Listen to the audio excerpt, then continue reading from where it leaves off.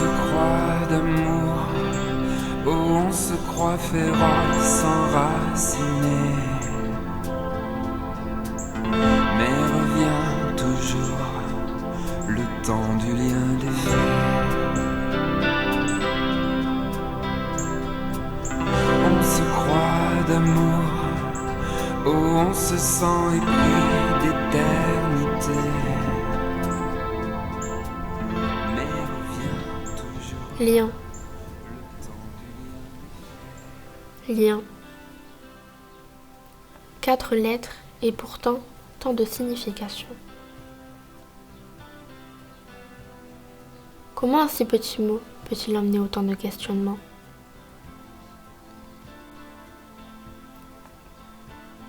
Comme dans la chanson, on se croit d'amour, on se croit féroce, enraciné. Comme la reine des prés, morte terre. Je suis très attachée aux dates. Je suis choquée que l'on souhaite un anniversaire grâce à une alerte sur Facebook. Choquée qu'à mon anniversaire, le premier SMS reçu soit celui de ma balance électronique. De recevoir plus de messages d'Etam, Promode, toutes ces marques qui me souhaitent mon anniversaire avec un bon d'achat plutôt que lire les mots de ma famille. Cela fait 2 ans qu'il oublie mon anniversaire. C'est pourtant rien, juste une petite date à retenir. C'est pas si grave, mais en même temps ça me touche vraiment, ça me questionne. Alors je suis partie, je l'ai quitté, j'ai coupé le lien. J'ai changé de trajectoire.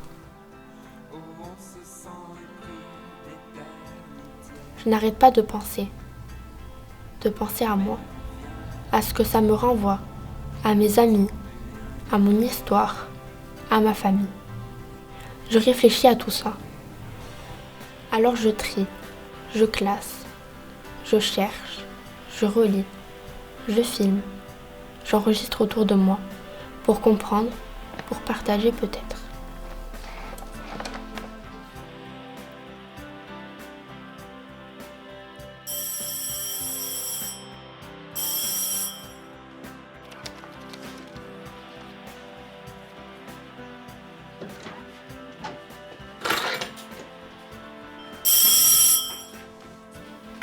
Bah Paul, c'est toi? Qu'est-ce que tu fais là? Ça va pas. Bon, j'étais en train de travailler, mais c'est pas grave, rentre.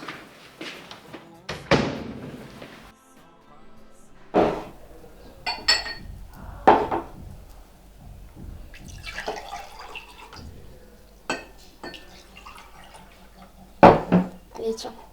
Bois un coup. Merci. Oublie la caméra, regarde-moi. Raconte-moi ce qui s'est passé.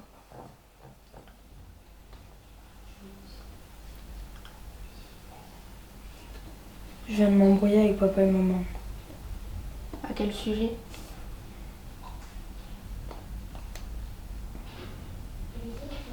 Avec. Il y a 2 garçons au collège qui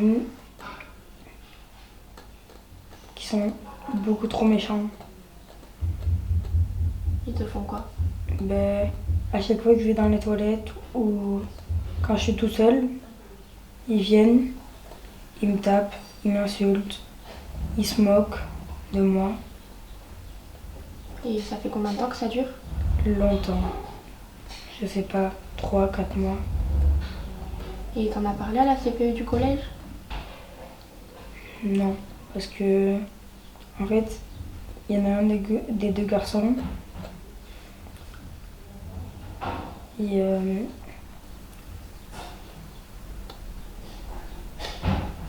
c'est le fils du patron de papa. Ok. Et du coup, je viens de m'envoyer avec papa et maman parce que. Pour ça, parce que c'est le fils du patron. Bah ils t'ont dit quoi les parents? Ben, au début, ils voulaient aller voir la CPE. Et après, ben, quand je leur ai annoncé que c'était le fils du patron, à papa, ben, il a commencé à essayer de chercher des solutions toutes pourries. Et c'était quoi les solutions? Ben, à un moment, il disait que il fallait que j'aille... J'y arrive pas, putain.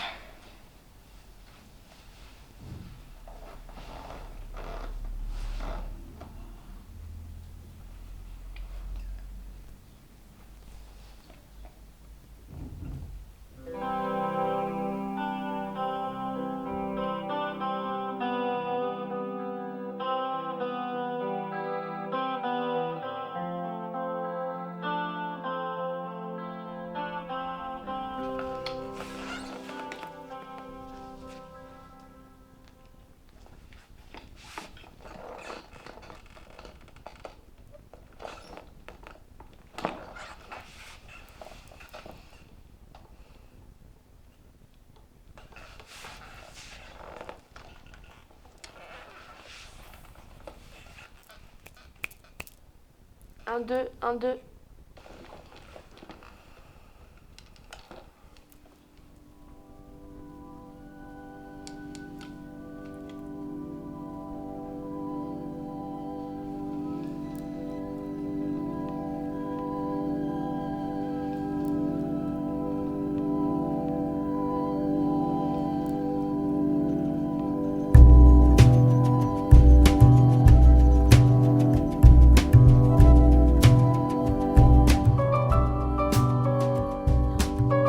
Bonjour, je m'appelle Jeanne.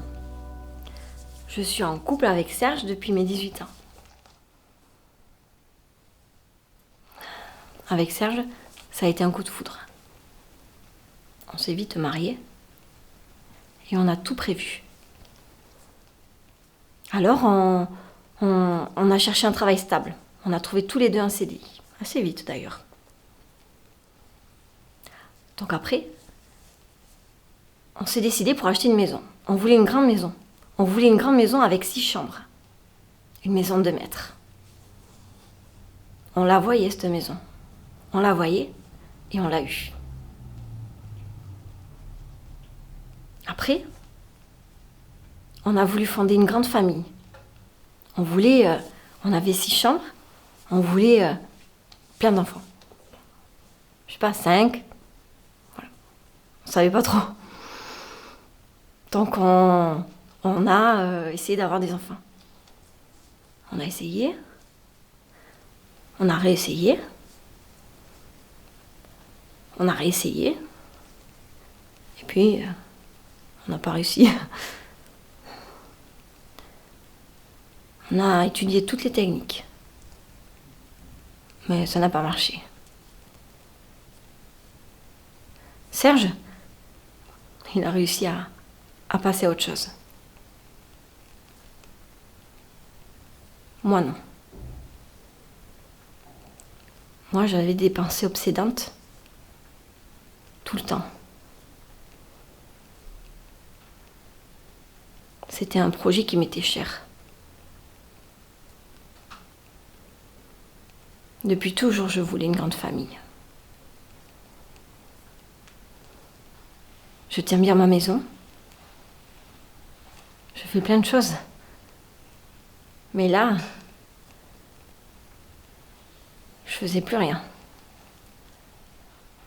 Je pouvais rester des heures à boire du thé et à regarder par la vitre. Notre maison, elle est à côté des chemins de Saint-Jacques. Et je pouvais rester des heures à regarder les gens marcher. Des heures.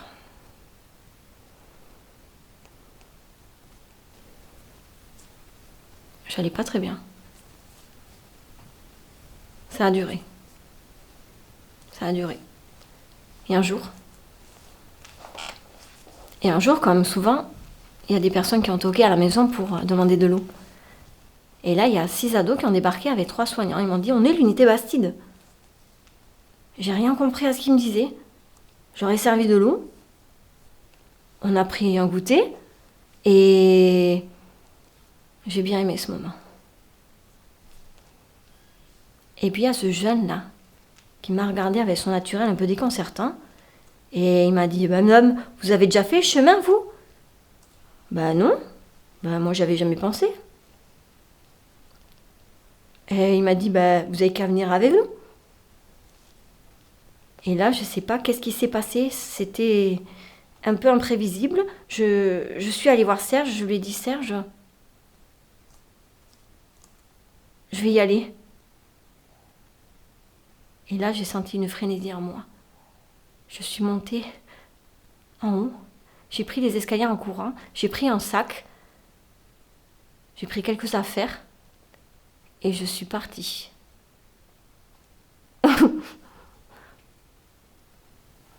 Je suis partie.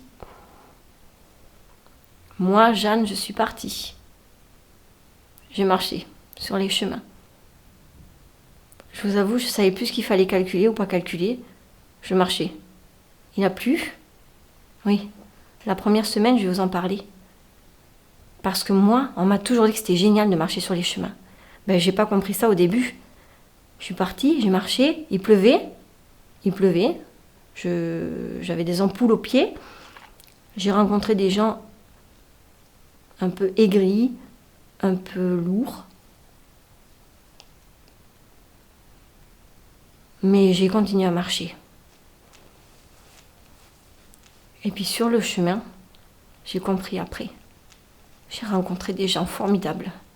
J'ai fait des choses incroyables. J'ai fait des choses que je ne fais jamais. Jamais. Toquer chez des gens, demander de l'eau, dormir chez des inconnus. Même une fois, j'ai dormi sous un arbre. Alors j'ai continué. Je suis allée jusqu'à Saint-Jacques-de-Compostelle. À Saint-Jacques, quand on arrive, il y a une place immense. Les émotions sont intenses là-bas. Les gens arrivent, ils pleurent. Je ne sais pas si c'est que de joie, mais ils pleurent de joie, ils crient, ils s'embrassent, ils s'enlacent. Et moi, quand je suis arrivée là-bas, j'ai senti que mon cœur se relâchait. J'ai senti une joie immense. J'ai senti que j'étais arrivée.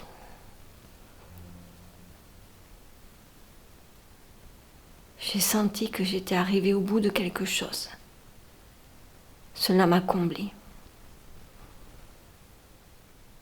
Et puis je me suis dit que je voulais faire un bout de chemin avec Serge. Alors j'ai appelé Serge. J'ai appelé Serge et il est venu. On a marché jusqu'au cap Fisterra. Parce que le Graal du pèlerin, c'est d'aller jusqu'au cap Fisterra. Les jeunes me l'ont expliqué, ça. Au cap Fisterra, on brûle ses vêtements. J'ai brûlé mes vêtements. En signe de renouveau. C'est pour ça qu'ils le font. Alors j'ai tourné une page, puis j'en ai ouvert une autre. Sur le chemin du retour, j'ai raconté à Serge toutes mes aventures. Presque toutes.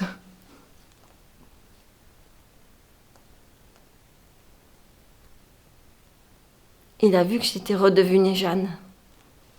Moi aussi, je l'avais senti. Maintenant, avec Serge, on tient un gîte. Notre maison est un gîte. Et notre maison, elle est pleine de vie.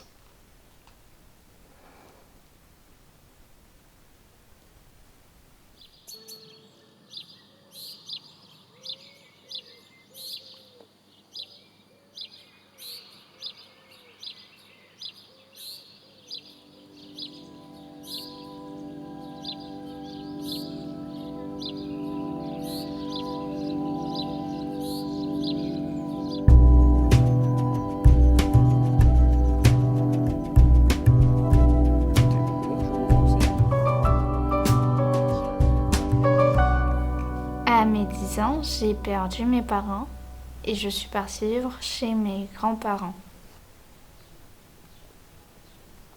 Au début, ça se passait extrêmement mal parce que je n'arrivais pas à me faire à l'idée que j'avais perdu mes parents, ce qui faisait que quand ma grand-mère où mon grand-père essayait de me faire des câlins. Je me réfugiais beaucoup dans leur bibliothèque pour lire et oublier tout ce qui se passait autour de moi. Un jour, mon grand-père est venu à côté de moi. J'étais devant la cheminée. Je ne savais pas pourquoi il venait. Et il s'est posé à côté de moi et il m'a dit « Veux-tu écouter une histoire ?» Ça parlait d'un soldat qui faisait la guerre d'Algérie. Il s'était reçu une balle. Arrivé à l'infirmerie, le soldat se retrouve avec d'autres soldats. Et rien que voir ces autres soldats blessés, ça lui faisait encore plus mal. À un moment, une infirmière se tourne vers lui, lui sourit. Mon grand-père n'a plus ressenti la douleur de sa chambre à ce moment-là. Il a juste senti son cœur battre. Et je comprends que c'est ma grand-mère qui était déjà infirmière avant. À la fin de l'histoire, on s'est tous les deux regardés. On s'est souri et à ce moment-là, je ne sais pas si lui a compris que moi j'avais compris que ce soldat c'était lui. Aujourd'hui, mes grands-parents sont tous les deux décédés. La dernière fois que je suis rentrée dans la maison, je suis directement allée dans la bibliothèque et je me suis rappelée de tous les souvenirs que j'ai passés. J'ai regardé tous les livres que j'ai lus et il y a un livre qui m'a attirée plus particulièrement, que je n'avais pas le droit de toucher. Mon grand-père me disait tout le temps, dès que je l'approchais, si tu le touches, tu te reçois une tape. Mais je n'écoutais pas et je prenais à moitié le livre. Il me mettait une petite tape et il me disait « Je t'ai prévenu ». Maintenant qu'il était décédé, je me suis dit que je pouvais. Et j'ai senti la main de mon grand-père se poser sur ma main. J'ai senti le fait que je pouvais vraiment le prendre cette fois-ci. Alors je l'ai pris, je me suis assise au bord de la cheminée. Il y avait tout ce que mon grand-père faisait. On voyait des photos de ce pays qui étaient magnifiques. Et je retournais les pages. Il y avait une photo de ma grand-mère et de mon grand-père qui souriaient et sur le coup ça m'a fait sourire. Il y avait une lettre de ma grand-mère qu'elle avait envoyée à mon grand-père. Ça m'a fait pleurer sur le coup parce que je n'avais pas vu l'écriture de ma grand-mère. Quand j'ai retourné, il y avait écrit « Je t'aime, j'espère que tu vas survivre et qu'on se mariera bientôt ». J'ai refermé le livre, je l'ai pris avec moi et je suis rentrée chez moi.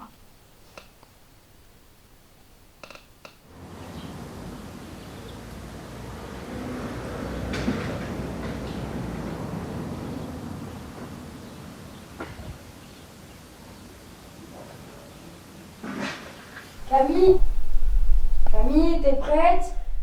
Oui, j'arrive. Le spectacle est à 20h, faut pas qu'on traîne. Tu filmes encore? C'est pour ton film? Je sais pas encore.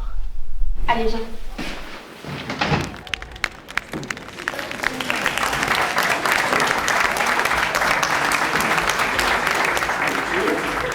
Tu peux y aller. Bougez plus. Tiens le coup. Allez, tiens. Super. Tiens. Super. C'est la classe.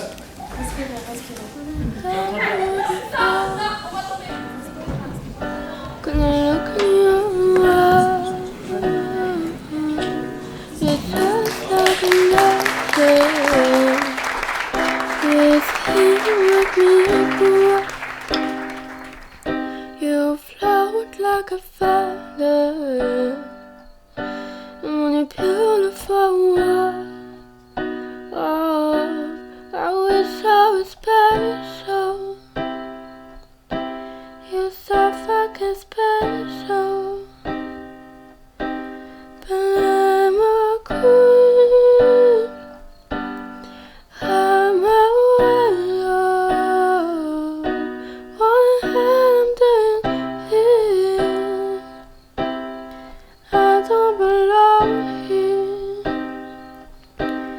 I don't get it hurt. I will not have control. C'est quoi un lien? I want perfect body. C'est quelque chose qui nous relie, nous unit, nous attache, nous libère. I want you to know this when I'm not aware. Oh, Qu'est-ce qui nous rattache aux choses, aux lieux, entre nous, à soi-même?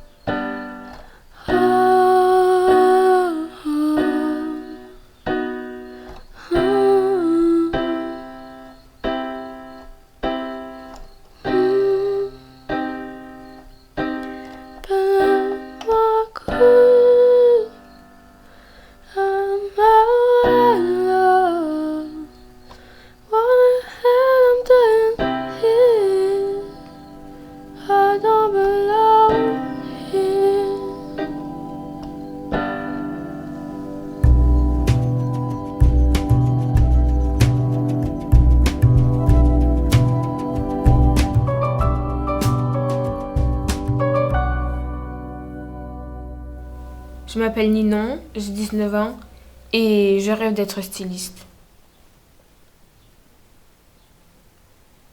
Quand j'étais petite, j'étais très timide.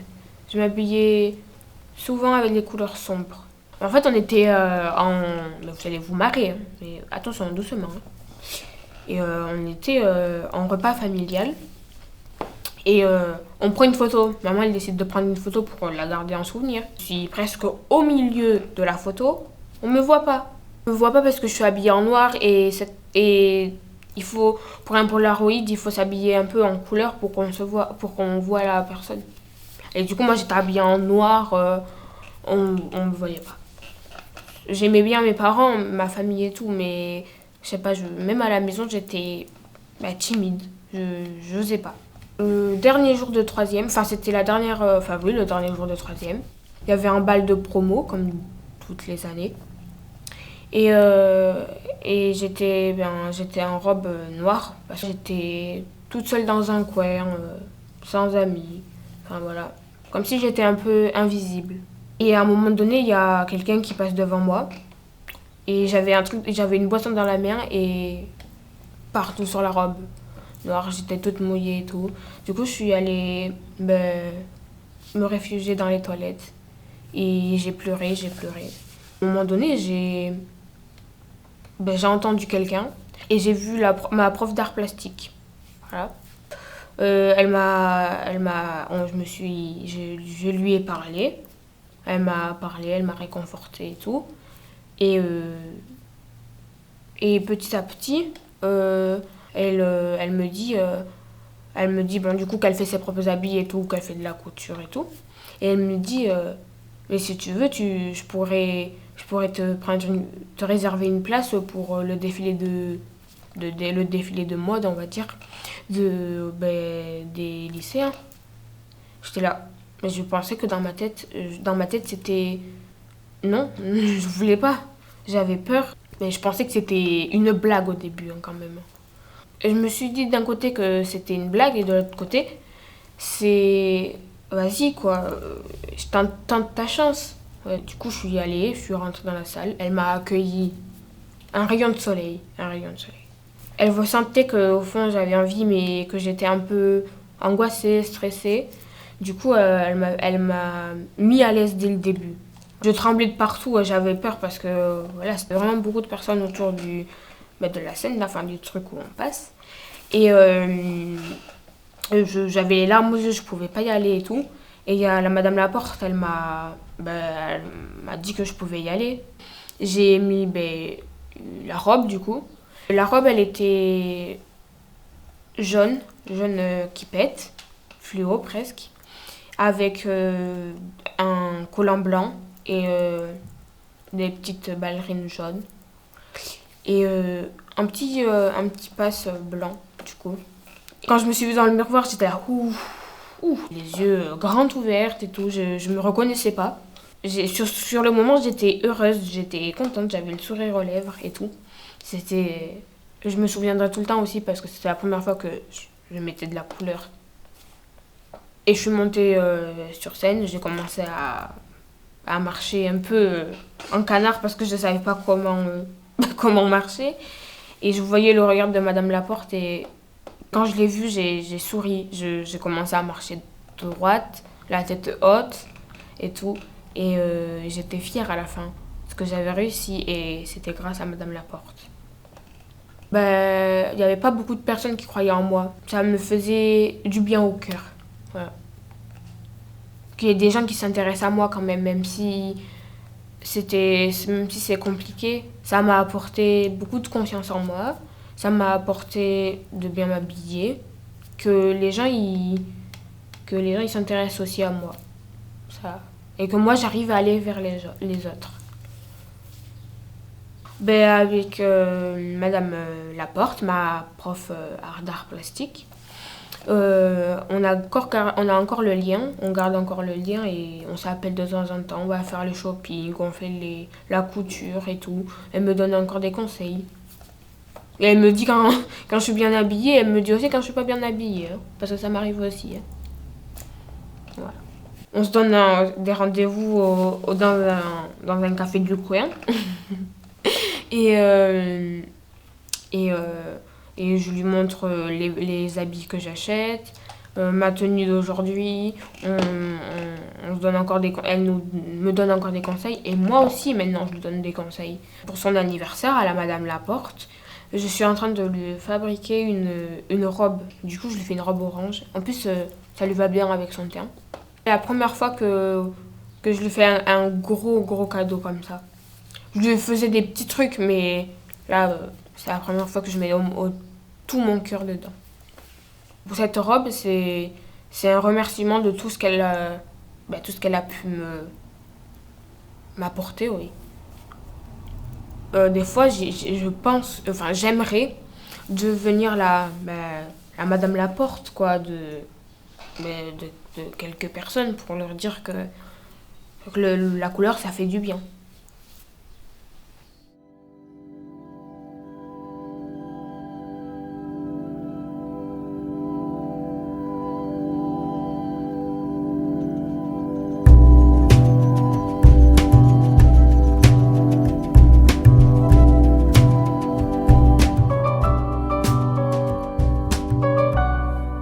Je m'appelle Franck et je vais vous parler d'un objet qui paraît anodin. C'est juste une chevalière.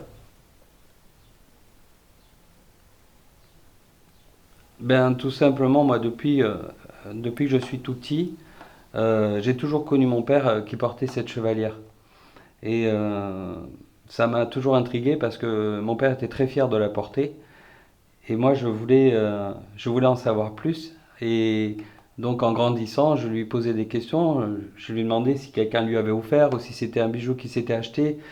Et il m'a expliqué que c'était un bijou qui était transmis dans la famille depuis plusieurs générations et que c'était son père qui lui avait transmis.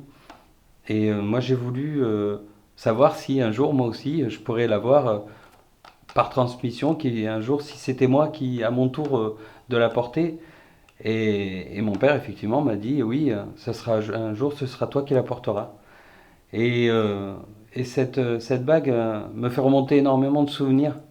C'était des souvenirs de... Mon père était musicien, et mon père, quand il jouait de la musique, il jouait de l'accordéon, et je vois encore ses mains qui sont sur l'accordéon.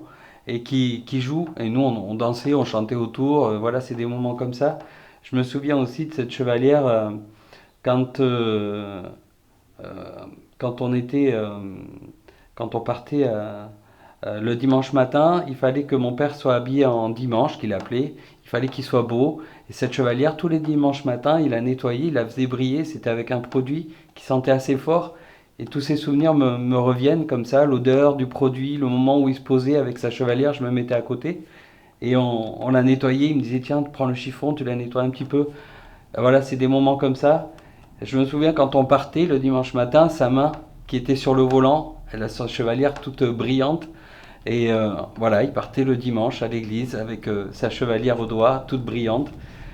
C'est des souvenirs comme ça. Et aussi, voilà, c'était mon père était quelqu'un d'assez costaud et il avait des mains assez solides et je me souviens, moi j'ai un souvenir de mon père qui pose sa main sur moi et je regarde sa main et puis je vois sa chevalière comme ça, tout en me disant qu'un jour elle serait à moi. Donc voilà, ce bijou j'en avais envie et je savais qu'un jour je le porterais. Et puis malheureusement, malgré la promesse qu'il avait fait de me la transmettre, il n'a pas pu. Parce qu'il il a eu un accident et il est décédé jeune. Et moi j'avais que 21 ans. Et ce bijou, en fait, il n'a pas pu me le donner. Tout le monde savait dans la famille que mon père avait décidé, je suis l'aîné de la fratrie, et tout le monde savait que ce bijou, il allait me revenir. Donc même si au moment du décès, moi j'étais effondré, puisque j'étais très proche de mon papa, et quand il est décédé, ça a été un tel choc pour moi que je n'avais pas pensé à ce bijou. Pourtant, auquel j'avais pensé toute mon enfance. Et c'est mes frères et sœurs qui m'ont dit, mais voilà, et avec ma mère, ils m'ont dit, on a récupéré la chevalière et elle est pour toi. Elle est pour toi, donc il te l'a toujours dit. Et là, ça a été pour moi quelque chose qui était... c'était pas possible. Je pouvais pas la porter, c'était pas lui qui me l'avait donnée. C'était pas lui qui me l'avait transmis comme elle avait été transmise avant. Donc j'ai pas voulu la porter. Et puis symboliquement, en plus, je prenais le rôle du père parce que j'avais encore des petits frères et sœurs. Il fallait que je m'en occupe. Ils étaient petits, ils avaient une dizaine d'années. Et c'était dire oui, je vais la prendre, je vais la mettre à mon doigt. Et c'est moi maintenant qui vais prendre les rênes. Certainement pas, j'avais pas envie de ça. Donc du coup... j'ai essayé 2-3 fois de la mettre à mon doigt, j'envoyais mon père et c'était pas possible. J'ai pris cette chevalière, je l'ai remisée dans un tiroir qui est à la maison. Je sais où elle est et de temps en temps je vais vérifier si elle est toujours là, même si personne n'y va, mais elle est là. Et je me dis qu'un jour peut-être je pourrai la porter, mais pas encore. Mon père est décédé, il avait 49 ans et je me dis que si moi... Aujourd'hui, j'ai 47 ans. Si moi, à 49 ans, au même âge que lui, il avait quand il est décédé, peut-être que je pourrais m'autoriser à la porter parce que lui, il aurait peut-être l'âge de me la transmettre. Et ça me paraît plus naturel et plus logique. Aujourd'hui, les enfants, ils sont grands, ils ont grandi. J'ai plus cette symbolique du papa qui remplace le papa. Et je me sentirais plus libre de pouvoir la mettre à mon doigt et de dire, c'est le moment, c'est là peut-être où j'ai le droit de la porter. C'est mon bijou maintenant, et puis un jour je vais devoir la transmettre, cette chevalière, je vais devoir la donner, et si je dois la transmettre, c'est parce qu'aussi je l'ai portée, c'est parce qu'aussi il y a des... Voilà, et je pense que ça se charge, un bijou comme ça, il se charge d'énergie, et si je veux pouvoir la donner à la génération, à mes enfants, il va falloir que je la porte. Je pense qu'une fois que je l'aurai mise, que je m'y serai fait, que j'aurais eu l'habitude de la mettre, je pense que là je pourrais m'imaginer comment je pourrais moi la transmettre. Mais c'est sûr que cette bague aura encore en plus une autre histoire. Et même si c'est finalement une chevalière banale, il n'y a rien de particulier, mais c'est ce qui fait que ce bijou finalement devient si important et avec autant d'histoire. C'est une grande histoire finalement ce bijou. Donc je pense que le moment où je vais la mettre au doigt, je pense que chez mes enfants, ça va, voilà, ils vont se dire, ça y est, papa, il la met. Ça va être quelque chose, ça va être un petit événement quand même, quand je vais la mettre au doigt, et je pense ça va être quelque chose dont on va parler en famille.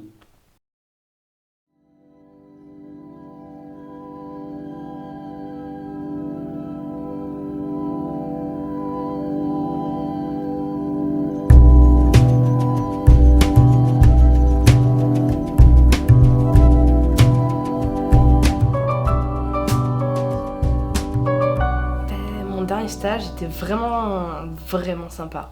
Je peux pas nier le fait que c'était dur, mais j'ai pris un plaisir à le faire, mais c'est comme à chaque fois. Moi, c'est Delphine, j'ai 20 ans. Je suis palefrenière soigneuse avec un début de diplôme d'accompagnant équestre. On va commencer à sortir écurie par écurie. On leur met l'école et après on les amène dans leur paddock respectif. Il y en a qui sont seuls, il y en a qui sont deux, il y en a c'est des trios inséparables. Je pense vraiment à Valentin qui est avec Irish et Garonne, ils sont inséparables. Moi et les chevaux, ça a été un faux départ au début. C'était pas ma passion, c'était un truc qui m'intéressait pas. Mais ça s'est avéré autrement.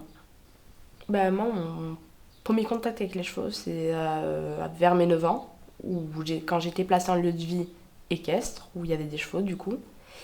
Et il y avait un truc que je comprenais pas, c'est pourquoi j'étais là.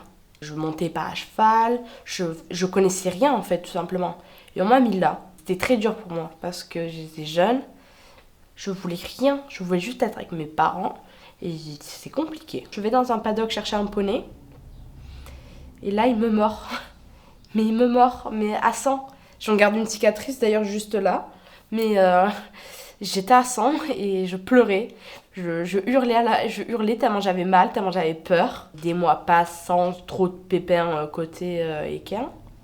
Et puis un jour, je monte, tout ça, tout va bien sur Gaspard. Maintenant, ça me fait rire, mais... à 9 ans, 10 ans, tu trouves pas ça drôle? Tu te dis, sur le moment, j'ai cru que j'allais mourir. Je me suis retrouvée à basculer la tête en première, par terre. Et je tapais ma tête tapait contre le sol, heureusement que je portais un casque.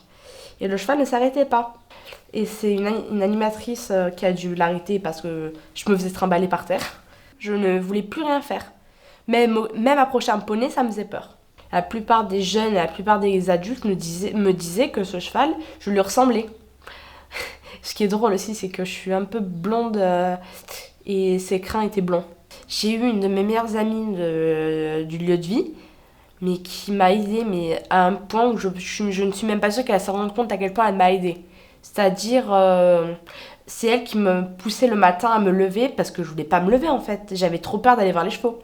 Le jour où j'ai repris contact avec Gaspard, c'était que Enea était avec moi dans le box et sans m'en rendre compte on parlait et d'un coup elle me dit je vais y aller, sauf que j'ai pas eu le temps de réagir en fait, il n'y avait pas de bruit autour de nous et c'est ça qui faisait vraiment le moment un peu idéal comme dans les films, mais idéal. Il est venu tout doucement et il s'approchait pour qu'il demande une caresse, voilà. Et c'est là où je me suis dit ça peut pas être si méchant que ça un cheval en fait. C'est là où j'ai eu le début du commencement. C'est là où je me suis rendu compte que vraiment, je pouvais peut-être y arriver en fait. J'étais pas juste terrorisée. Certes, il y a eu une peur, mais ce cheval m'inspirait beaucoup plus que la peur. J'ai commencé à essayer, de me dire que... il est peut-être comme moi en fait. Il a juste... peut-être que je suis comme lui, peut-être qu'il est comme moi. Peut-être qu'on a juste pas trop confiance. On peut pas trop avoir confiance en tout le monde. Enfin, je sais pas. Mais ça reste une énigme encore aujourd'hui. Mais ce cheval, j'ai réussi à le remonter et j'ai plus eu de problème en soi. Il a cette façon d'être. C'est grâce à lui que j'ai appris à monter. J'ai appris à mettre un licol tout simplement. Les choses les plus bêtes, c'est lui qui me les a apprises. J'ai appris à monter avec lui. C'est mon confident qui garde tout pour lui. Moi, je l'aime plus que tout. Ça écoute et ça juge pas. Gaspard était là. Gaspard, je lui parlais de mes parents. Je lui disais oui, il me manque. Je finissais en plat pratiquement tous les soirs avec ce cheval. Et je venais, câlin, se frotter. Enfin voilà, un réconfort émotionnel en fait. C'était du réconfort avec lui tout le temps. Oui, et c'est à ce moment où j'ai compris que la relation, elle se faisait pas juste dans un sens juste seule. Elle se fait avec le cheval.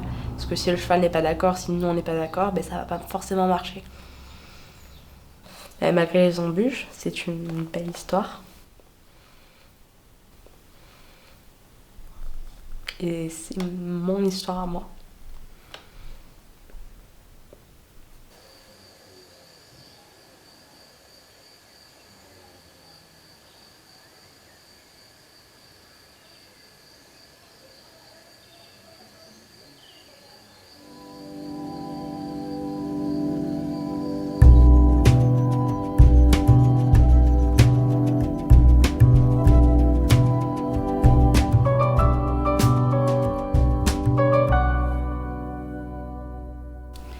Bonjour, je m'appelle Cécile, je suis artiste peintre. Ça a été compliqué au début pour moi de faire ce métier, parce que c'est vrai que je peins quelque chose en particulier, un animal en particulier qui revient beaucoup dans mes peintures, c'est le chat. J'ai une autre particularité, c'est que je suis dyslexique. Et en fait, ma dyslexie a été compliquée au début. Parce que quand on l'a annoncé, quand on me l'a expliqué, quand on l'a expliqué à mes parents, déjà on n'a pas tout compris de base. Enfin, en tout cas, moi j'étais complètement paumée, quoi. J'étais petite, on me l'a pas expliqué, on me l'a pas dit. C'est resté un petit peu comme si c'est quelque chose d'atroce qu'il faut pas parler, c'est représenté comme un handicap et en tout cas dans les yeux de mes parents c'était notre enfant est handicapé et on met ça un petit peu sous silence, quoi, sous cloche, on veut pas en parler. Émotionnellement c'était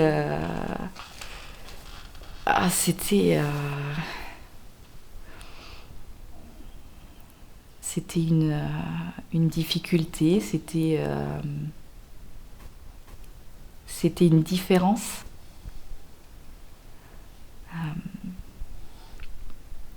Ouais, c'était des moqueries, c'était tout ça. L'apprentissage de la lecture, les devoirs à la maison, je les faisais beaucoup avec ma mère. Et en fait, l'amour des chats a commencé à ce moment-là, enfin en tout cas ce déclic, ce lien avec les chats. Parce que les devoirs, c'était toujours source de tension, c'était toujours source de conflit. Ça finissait en pleurs, ça finissait avec ma mère qui s'énervait, qui pouvait crier, et moi qui étais effondrée, qui n'arrivais plus à bouger, qui n'arrivais plus à dire un mot. Et il y avait ce chat, c'était le chat de la famille, Bonbon, qui était là. Et à chaque fois que ça commençait à partir comme ça, le chat arrivait. J'avais l'impression que, que tout allait aller mieux, que le fait d'avoir ce chat, de pouvoir caresser, quelque chose de doux, de tendre, d'entendre le ronronnement dans les oreilles, ça m'apaisait. Moi, ça me calmait, je commençais à moins pleurer, à souffler. Et c'est vrai que c'est mon premier souvenir marquant avec les chats. Je pense que c'est le point de départ de tout ça, en fait.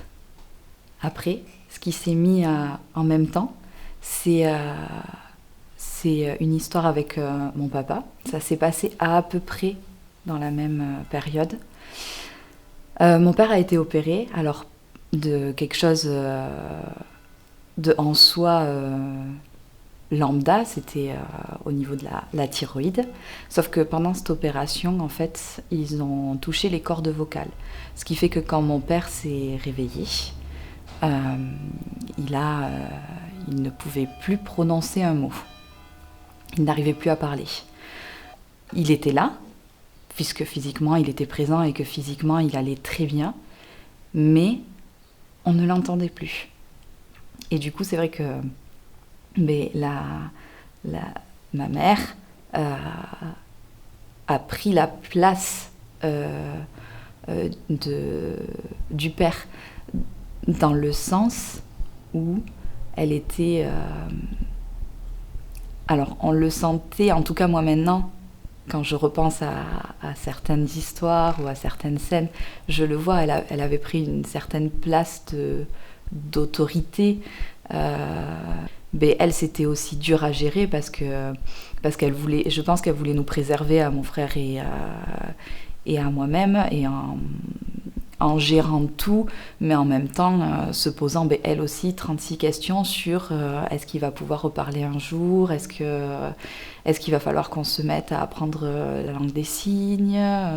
La perte de voix de mon père a duré à peu près 1 an.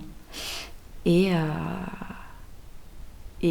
il a fini par persévérance, par travail avec des professionnels, à retrouver la voix.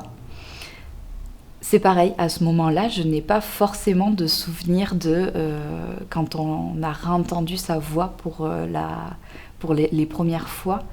J'ai le souvenir que ça s'est fait assez progressivement, qu'il a réussi à commencer à dire des syllabes, des mots, que c'était très, très doux. Ce que je me souviens, en fait, c'est de ne plus entendre mon père s'énerver. Et donc, du coup, j'ai une image de mon père très calme, très posé, très serein. Et moi, en fait, dans ce moment-là, la présence et le soutien que j'ai trouvé, c'est celui du chat, qui, bizarrement, lui ne parlait pas non plus, qui était là, à faire des câlins, à écouter ce que je disais, parce que je lui parlais beaucoup et que je lui disais beaucoup de choses. Alors c'est le même chat, Bonbon, qui était présent pour les devoirs, vu que ça se passe un petit peu pendant la même période. Et c'est le deuxième souvenir, le deuxième moment en tout cas marquant de mon lien avec les chats et de mon amour pour cet animal qui représente pour moi une élégance, un calme, une sérénité. Il a cet amour inconditionnel. L'animal ne nous lâchera jamais. Il sera toujours là pour nous. Il se donne à la personne.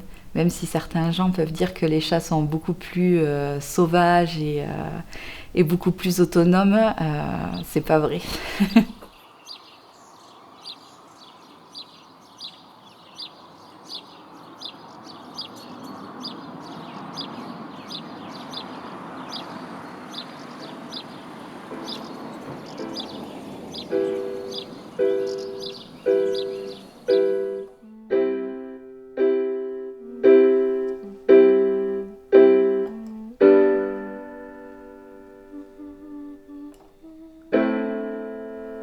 Tu peux chanter Monsieur Madame, s'il te plaît? Tu chantes, toi aussi? Vas-y. Ok. Je vais faire un truc.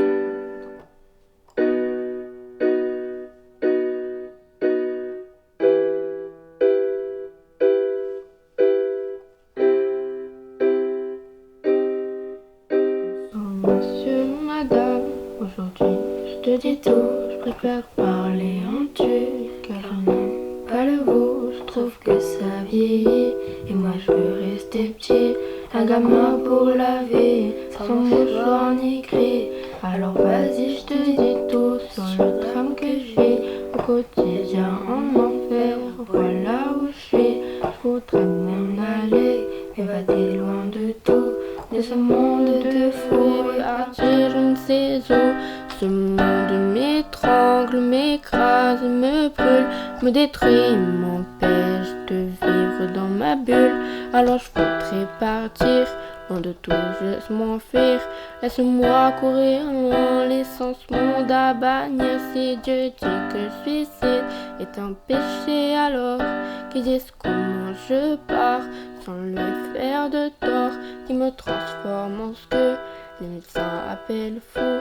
Et peut-être qu'ainsi j'y verrai dans le flou. Alors chien, monsieur D, Aide-moi, aime-moi, moi je n'y arrive pas. Dans ce monde que je vois, dans ce monde de lutte, où l'homme n'est qu'une brute, où l'amour n'est plus rien que querelles et disputes. Je voudrais m'écrire un monde, une planète, rien qu'à moi, une planète sur laquelle je me sentirais moi. Un renouveau s'enchaîne, dépourvu de haine, une planète sur laquelle tu me donnerais des ailes. Un nouvel univers où les larmes, les peines ne seraient qu'un mythe, qu'une putain de légende urbaine. Alors laisse-moi partir, dis-moi comment m'enfuir à cette question posée, laisse-moi.